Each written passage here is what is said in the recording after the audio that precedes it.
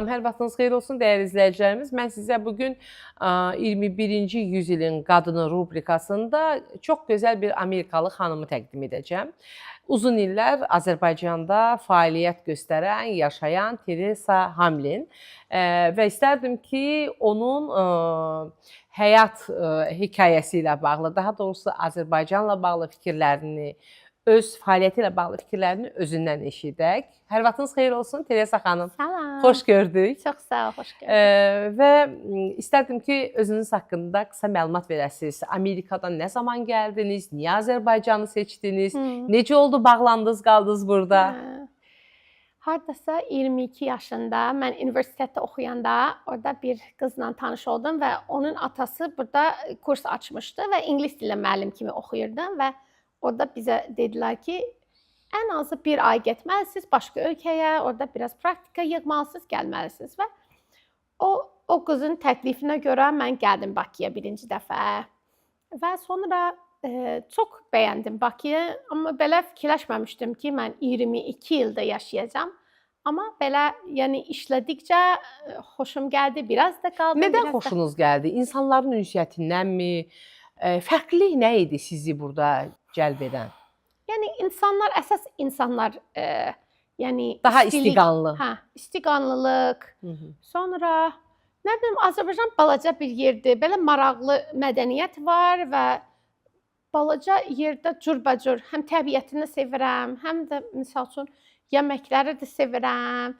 Və əsas insanlar çox istiqanlı. Məncə siz bütöv Azərbaycanı sevirsiniz. Elə olmasaydı bu illəri burada keçirməzdiniz. Teresa xanım, siz deməli ilk olaraq ingilis dili müəlliməsi kimi gəldiniz, daha sonra başqa bir sferaya öz fəaliyyətinizi transfer etdiniz. Bugün iş qadını kimi bir corab brendi yaratmısınız və artıq 11 ildir səhv eləmirəmsə bu işlə məşğulsunuz. Nə qədər xanımla çalışırsınız? Azərbaycanın hansı bölgələrlə, neçə bölgəsi, neçə rayonu ilə işləyirsiniz?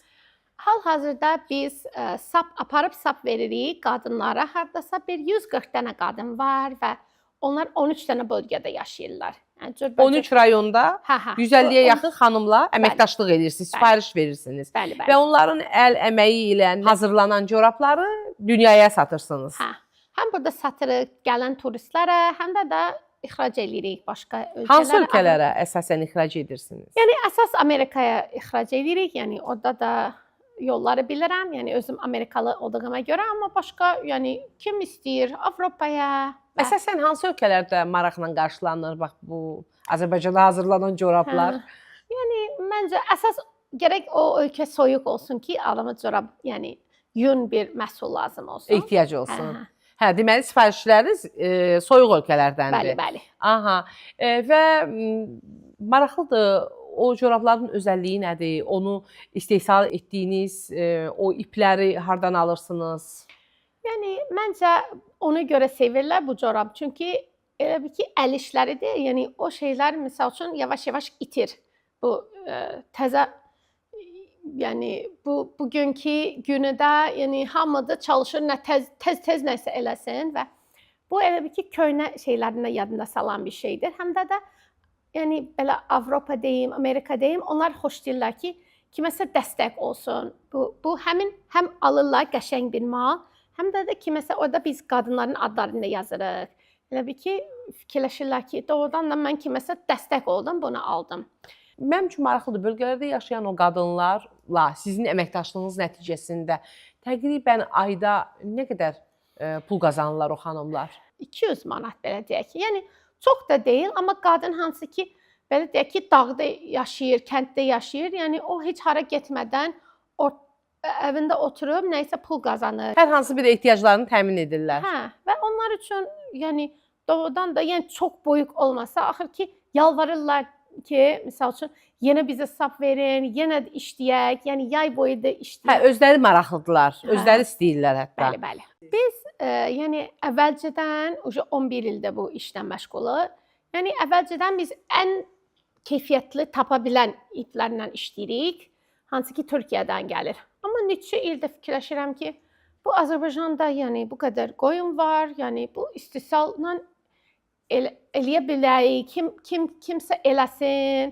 Sonra da bir dənə qız gəldi məndən işləməyə, o da Amerikalıdır və biz birlikdə fikirləşdik ki, gəl onu da biznes başlasın, ip istehsalı. İndi biz əllə ip istehsalı eğiririk, sapı yəni yundan sap eləyirik, elə ki o eləyir Zaqatalada, hardasa 15 dənə işçisi var. Aha. Və sonra o mənə satır, biz ondan corab toxuyuruq. İndi düzdür, bütün corablarımız ondan eləyə bilmirik. Bu biraz yavaş prosesdir. Yəni bir dənə 100 qram, yəni bir gün gəlib çatır təxminən. Yəni biraz belə, yəni bu əl işləri biraz vaxt lazımdır. Tələb eləyir. Bəli, bəli. Yəni də o Türkiyədən gələn iplərlə, yəni bəzi mallarda davam eləyirik, amma yəni əsas bu Azərbaycandan, sırf Azərbaycandan istehsal olunan yunudur, toxumaqdır. Yəni onu da inkişaf eləməyə çalışırıq və təqdim eləmək istəyirik dünyaya. Necə düşünürsünüz? Bu işlə onlar üçün bir motivasiya mənbəyinə çevrilə bilirsinizmi?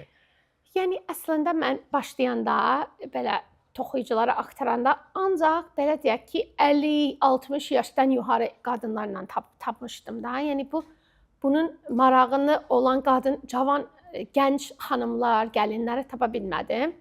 Amma gördüm ki yavaş-yavaş gördülər ki xalalarında, nə bilim, qaynanalarda, analarında da bu pul yəni həm qəşəng öz milli naxışlarını davam elətdirirlər. Bəli. Həm də bu pul evdə oturanda pul qazanmağa bir yoldur da. Belə bir ailə varmı ki, məsələn evdə anası da, qızı da, gəlini də bir ailədən 3 nəfərlə əməkdaşlıq eləyirsiniz? Varmı belə ailələr? Əslində elə ailə çoxdur. Yəni belə demək olar ki, hardakı getmişik, o birinci, yəni boyuq xanım ya qaynana, ya ana, yəni belə toxuyurdu. Sonra da artıq onun ya gəlini, ya qızı, ya qonşu gəlir deyir ki, sən dabanları toxu, yəni daha da çox toxuya. Yəni elə ki öyrədirlər. Bunu keçirtmək çalışırlar və belə ailəvi corablarda belə qrupalar, belə cütlər çoxdur bizdə. Bu corab biznesini ki qurmusunuz, bu işi belə deyək, kimlərəsə öyrədə bilmisinizmi?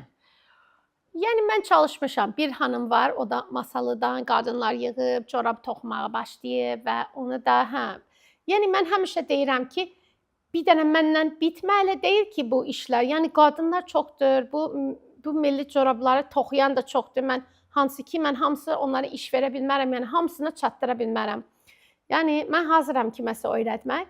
Sadəcə bu master class keçməlisiniz. Business master class.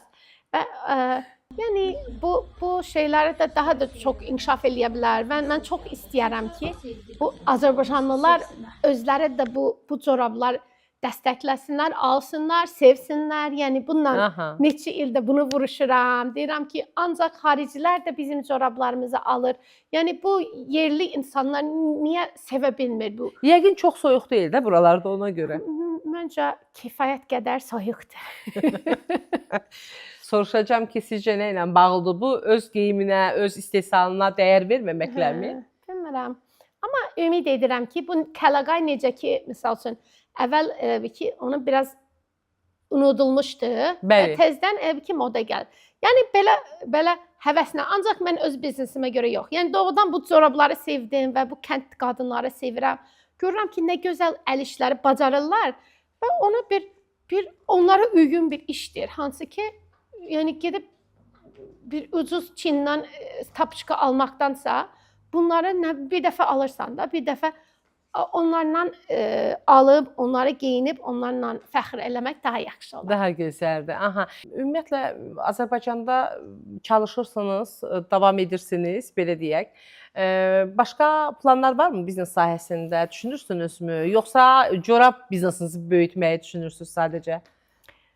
Yəni hal-hazırda sadəcə corabla fikirləşirəm. Bu sapların inkişaf eləməyə və bu iki dənə sahədə hələlik bununla başıma qoşmaq çalışıram da. Yəni məncə bundan daha inkişaf olur. Sapları, keyfiyyətli saplar əldə etməyə çalışırsınız, onların istehsalına çalışırsınız. Və eyni zamanda biraz öncə dediniz ki, çox gözəl corablar istehsal olunur.